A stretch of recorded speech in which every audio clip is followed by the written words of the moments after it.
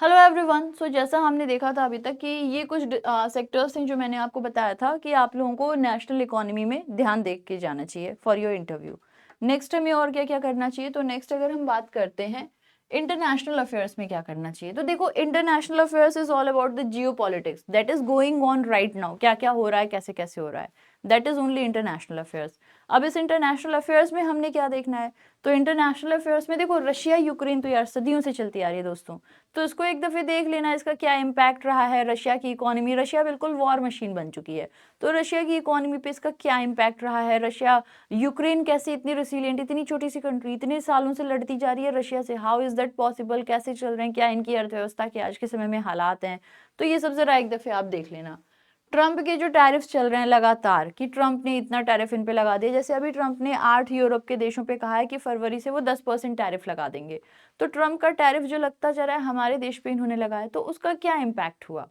अगर मैं कहूँ कि उसकी वजह से भारत बिल्कुल बर्बाद हो गया जो इन्हें लगा था, नहीं। भारत की तो जो क्वार्टर 2 थी, क्वार्टर 2 आप लोगों की क्या हो जाती है, जुलाई अगस्त सितंबर, वो तो बहुत अच्छी चली थी, 8.2% ग्रोथ देखने को मिली थी।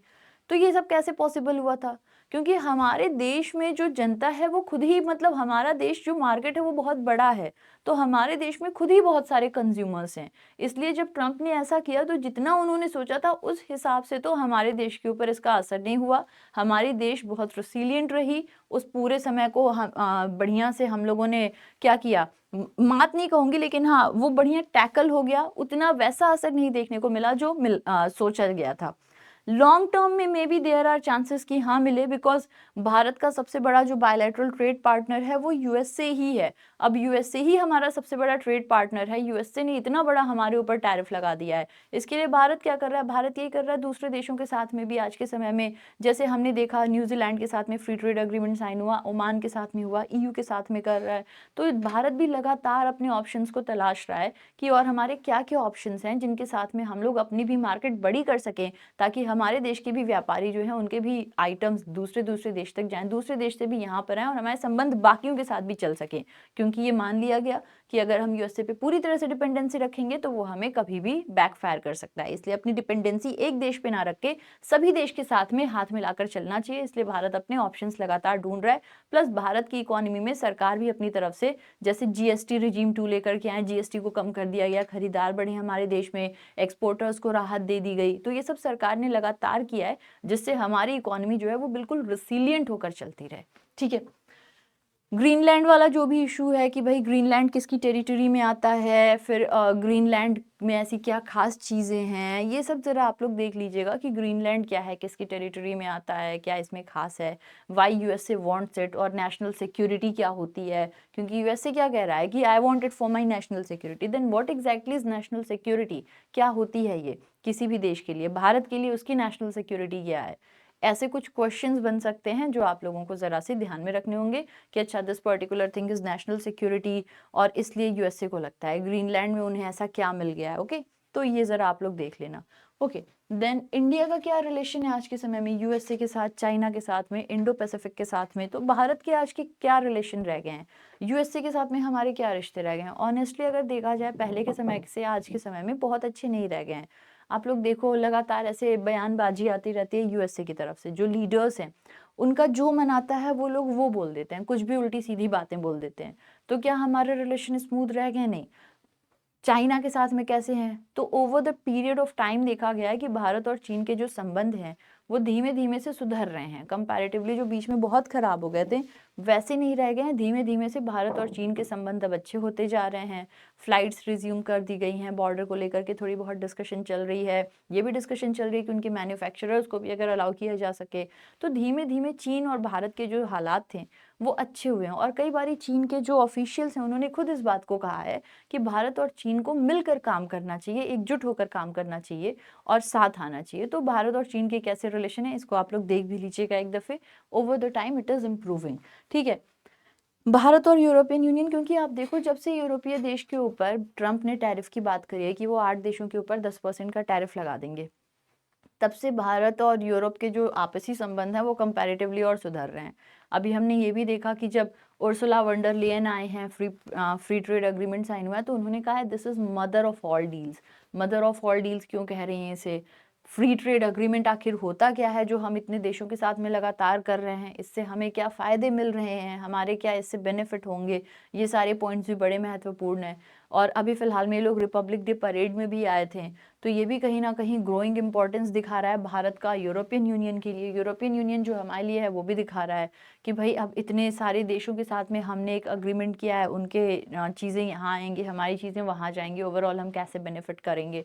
तो ये एक पॉइंट भी बड़ा महत्वपूर्ण है, इसको भी आप लोग सही से देख लेना। ठीक है, इंडिया का क्या रोल है G20 में, ब्रिक्स में, SCO में, क्योंकि भारत का आज के समय में क्या रोल है, G20 में भारत कहाँ स्टैंड करता है, SCO की मीटिंग होती है उसमें भारत कहाँ स्टैंड करता है, ब्रिक्स की मीटिंग होती है कहाँ, इस साल तो हमारे वहाँ पे ब्रिक्स होने भी वाला है, तो इसके बारे में भी आप लोग एक दफ़े देख लीजिएगा।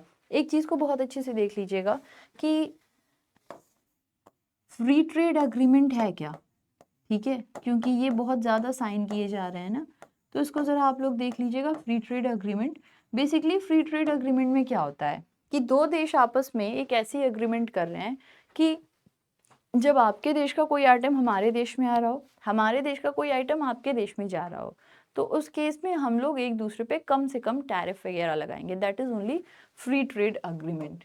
ठीक है, rest when we talk about miscellaneous, तो मिसलेनियस में जो भी अभी इस समय हाल फिलहाल में न्यूज़ में ज़्यादा चल रहा हो, तो आपने देखा होगा कि इस टाइम पे जो न्यूज़ में सबसे ज़्यादा चलने वाली चीज़ थी वो रही थी AQI, है ना, कि भाई AQI इतना ज़्यादा डिप होता जा रहा है, हमारे देश के हालात कैसे हैं, AQI की किस रेंज में किसको कहा जाता है, मतलब अगर 50 से कम है तो अच्छा है कि नहीं है, 50 से 100 में क्या है, 100 से 200 में क्या है, 200 से 300 में क्या है।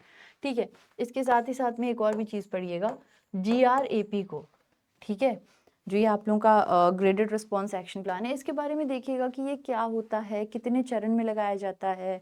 ओके, और इसका क्या हल है, ऐसा क्या कर सकते हैं कि AQI कुछ बेटर हो जाए, और इसके लिए सरकार क्या क्या स्टेप्स ले सकती है। अगेन जब आप लोग आंसर दोगे तो ना किसी के फॉर बोल रहे होगे ना अगेंस्ट बोल रहे होगे, आपका आंसर हमेशा बहुत ही बैलेंस्ड होना चाहिए ऑन एनीथिंग। कभी भी आपको किसी के बिल्कुल ये नहीं दिखाना चाहिए कि यू आर अ फैन और यू आर अगेंस्ट, नहीं, it should be in a very balanced manner. ठीक है, UGC का जो अभी फिलहाल में मुद्दा चल रहा है उसको आप लोग देख लोगे कि UGC का क्या मुद्दा चल रहा है, कैसे चल रहा है, और सेम थिंग, ना फॉर ना ही against, it should be a very very very balance thing.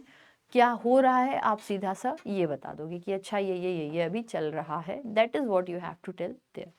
Okay, तो ये कुछ और भी चीज़ें होंगी जो आप लोग देख लेना एक दफ़े। रेस्ट जैसा भी इंटरव्यू होगा ज़रूर हमें इन्फॉर्म करिएगा कि आपका इंटरव्यू कैसा हुआ है। और हाँ, एक दो और चीज़ों को, जैसे अभी बेटा पद्म अवार्ड्स भी दिए गए हैं ना, तो ये ज़रा आप लोग पद्म अवार्ड्स के भी बारे में देख लीजिएगा कि what are the Padma awards, इनकी क्या महत्व है, कब से शुरू हुए हैं, क्या है, and everything else related to Padma awards, इनको देख लीजिएगा। साइंस में साइंटिफिक फील्ड में एज सच तो मैं नहीं कहूँगी कि बहुत ज़्यादा मतलब आपका मतलब अचीवमेंट वाली बात, चंद्रयान टाइप का था वो सब तो हो रहा है, अभी धीमे धीमे और चीज़ें चल रही हैं, तो वो मैं नहीं कहूँगी। ओके, रेस्ट आप लोग ये चीज़ें बस देख लेना, अच्छे से देख लेना, ताकि वहाँ पे जाओ तो आप लोग थोड़ा सा ज़्यादा से ज़्यादा उसको रह करके, मतलब अपने आंसर्स को, बहुत जितनी अच्छी नॉलेज होती है कॉन्फिडेंस उतना ज़्यादा अच्छा होता है, उतना बूस्ट होकर हम करते हैं। इसलिए जब एक बार इनकी नॉलेज ले लोगे क्या चल रहा है कैसे चल रहा है, फिर आपका कॉन्फिडेंस जो होगा अपने आप वो बहुत ऊपर रहेगा, और आप आंसर्स करोगे कॉन्फिडेंट होके करोगे, आपकी बॉडी लैंग्वेज में दिखेगा, पर्सनैलिटी में आ जाएगा, वो चीज़ आपको बहुत ज़्यादा वहाँ पे बढ़िया, मतलब आपके ओवरऑल प्रेजेंटेशन बहुत अच्छा करती है, जिससे आप बढ़िया मार्क्स गेन कर सकते हो। तो जितनी ज़्यादा हो सके उतनी अच्छे से देख करके जाना, और वहाँ पे आंसर्स भी उतनी अच्छे से करना ताकि आप अच्छे से अच्छा कर सको। ठीक है, याद रखिएगा हमेशा एक इन्फॉर्म्ड ओपिनियन होनी चाहिए।